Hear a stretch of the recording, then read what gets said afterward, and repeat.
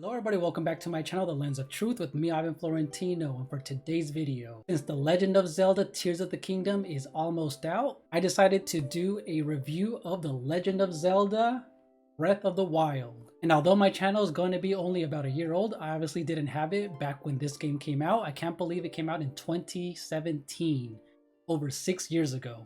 So yeah, if you're brand new to my channel, consider hitting the like button, ringing the bell, leaving a comment, and let's get to it.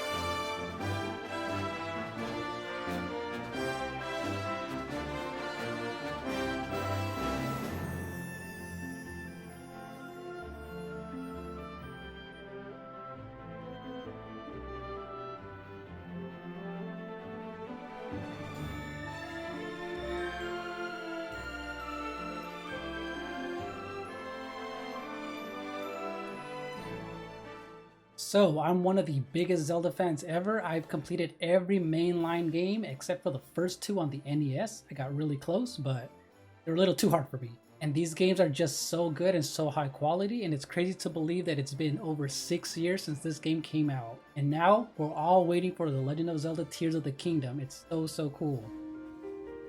So this review is going to cover everything from every update, or every major update that it's had, and also all of the DLC all rolled into one. There's going to be obviously some spoilers, so I'm going to let you know that right before we get started. So let's get the thing that a lot of people have found controversial out of the way, the lack thereof story.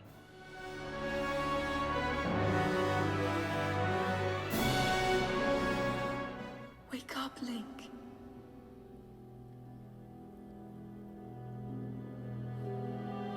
This is the story of our hero Link, who lost his memories and fought to save the world from the scourge of Calamity Ganon.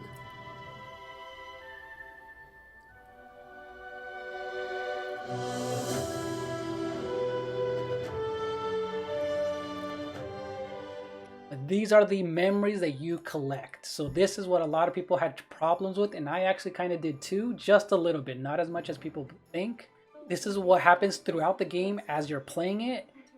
You get to recover Zelda's memories at certain points throughout the game, and a lot of people just felt like it was very disconnected from the entire game and it just didn't flow together. And I understand what they mean. One of the best examples, although gameplay wise controversial, The Legend of Zelda Skyward Sword is the best overall told story in the entire franchise. If you guys haven't played it just for that, you need to try it out.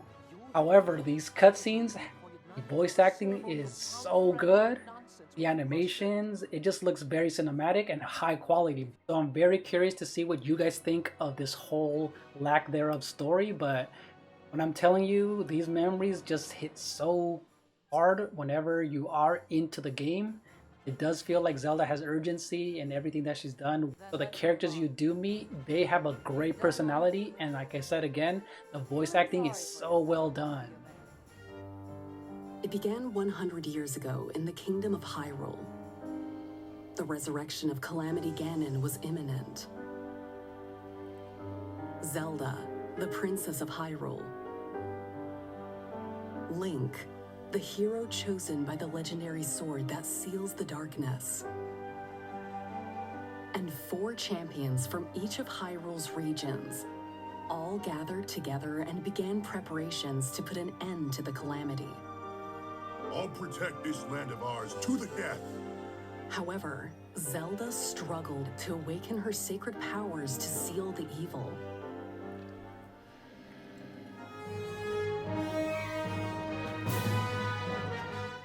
Now, one of the most important things that Zelda has always had is the music. So, how does Zelda Breath of the Wild do in the music department? Check it out.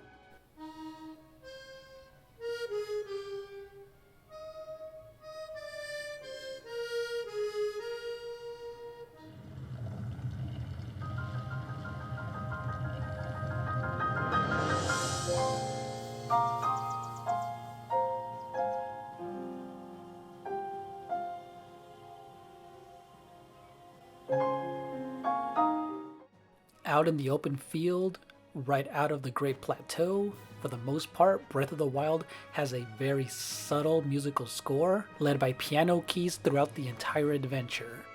And a lot of the criticism, especially when the game came out, was that it was missing a lot of the iconic orchestral soundtracks that made the Zelda games popular. Though they are there, they are sprinkled out throughout the adventure. I really do feel that Nintendo was going for this open world, what they called open air adventure, where it does feel like you're in nature, and that's part of what made the game so special, was that as you were going, for the most part, you did hear a lot of the nature sounds, birds chirping, the air blowing. It was very relaxing and fit the tone very well.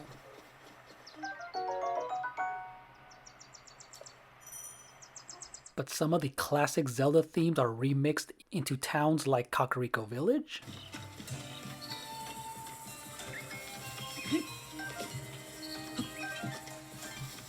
When you're watching some of the cutscenes, you'll hear things in the background that remind you of the Zelda theme. Music does change into this very tense action sequence when you're fighting enemies like these bokoblins or guardians. It's very noticeable and puts you on edge.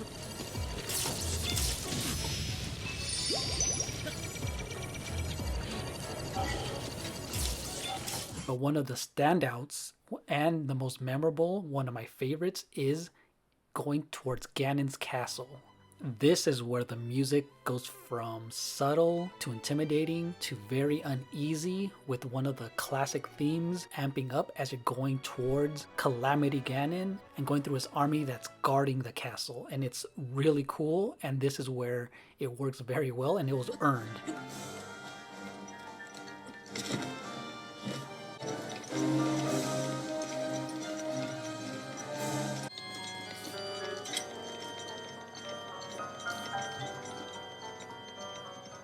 But I do wish there was just a little bit more of the classic music sprinkled out a lot more throughout the adventure, and especially if they were dungeons, that would have been cool to see a lot of older songs used in there. But I do feel overall the music fit this adventure very well.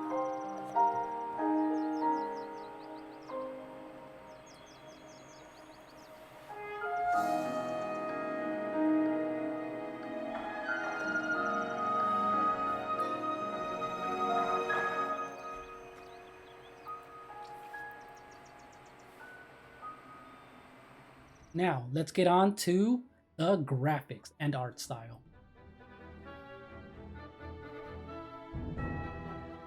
So this is the main screen of Breath of the Wild, and if you guys can already tell, this game is gorgeous. This game looks so good, and it's still one of those games that Nintendo obviously took advantage of the open world, and if you don't know, they got the help from Monolith Soft. And if you know what they're known for, the Xenoblade series, the Xenoblade Chronicles series, they know what they're doing with the open world, and they just made sure that it worked. And look at it's just amazing to see what Nintendo did with the vistas, the art style. It just looks so good. And just the fact that it's an open world game, look at the lighting, the grass, look at the sunset, the reflections in the grass blades, the animations on Epona, all of the horses, the physics, and also the various details in the character models, especially the main characters like Link, Zelda, and all the champions, and even the NPCs walking around. And even the water reflections look amazing, the lighting, especially at certain times of the day, during sunset and sunrise. And it's not surprising that Nintendo's first party games always look top tier. And 6 years later, it still looks amazing. Positive. It's awake. Ganon. Boasting almighty power, Calamity Ganon began his siege. In the end, the 4 champions and the King of Hyrule perished. Link was gravely wounded, and the Kingdom of Hyrule crumbled to ashes. Now let's get on to the DLC, the expansion pass, the Master Trials, and the Champions Ballad. Now, I must admit, this DLC expansion was revealed right when the game came out, and a lot of people had problems with it because they felt like this was just content held back and sold separately. And I kind of agree because it did introduce Master Mode, some cutscenes, and some more of the story that I felt should have already been in the game to expand on it even more. And even quality of life improvements like being able to track where you've been on the map. It leaves a trail behind anywhere you've been before. But overall, this did improve the game a lot. There was a brand new dungeon, brand new weapons, some slight variation on enemies, and even new bosses as well, which is pretty cool. And a completely new boss that's actually one of the better ones in the entire game was a fight against a monk, which is really cool and challenging. So along with new costumes and side quests, this actually is something that you guys should play if you're a big Zelda fan. But I did think that adding the Master Motorcycle, the Master Cycle, kind of broke the game. I think it didn't need it, but it was fun because it was towards the end of the game, but it made a lot of the horses obsolete. But it was something pretty cool, but very random.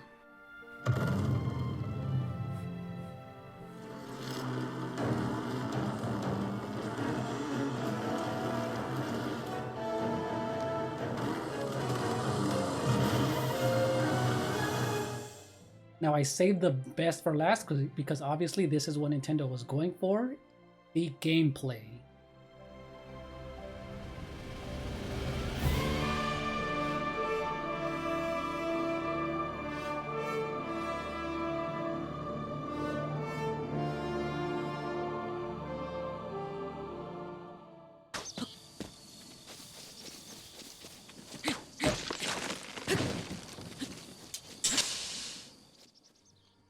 Brand new to the Zelda series this time around, the removal of the main weapons that you earn during dungeons are now replaced with breakable weapons found throughout the world and by defeating enemies, and a simple crafting system.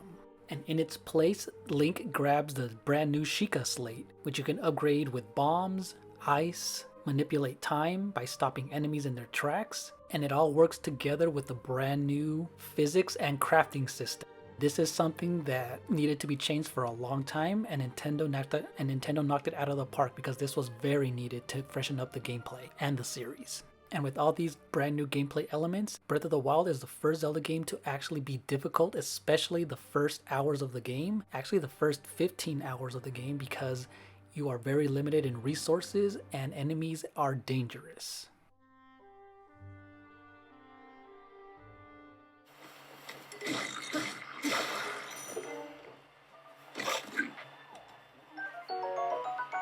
Alright, so what we're gonna do is go into the inventory section right here. Alright, this is our adventure log. So right here we can check all the main quests that we've done and everything that we need.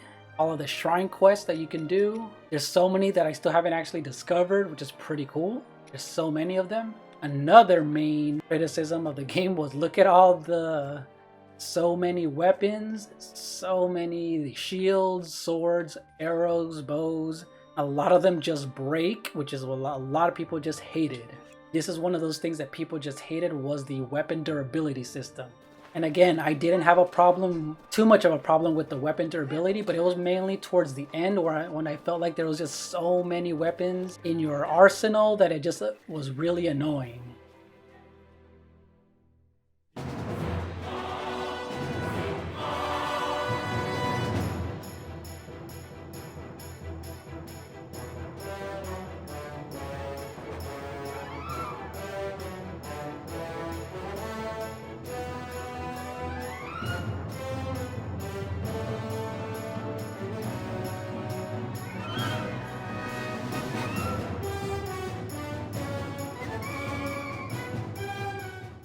So, what did you think of my review? Have you guys even actually played it? It was the game that launched with the Nintendo Switch, and it's one of the best-selling Zelda games of all time.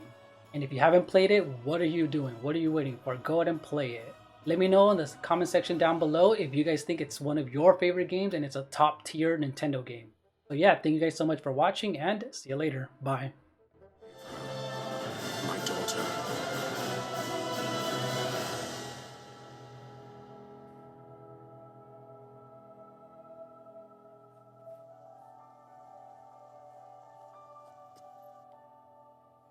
Open your eyes.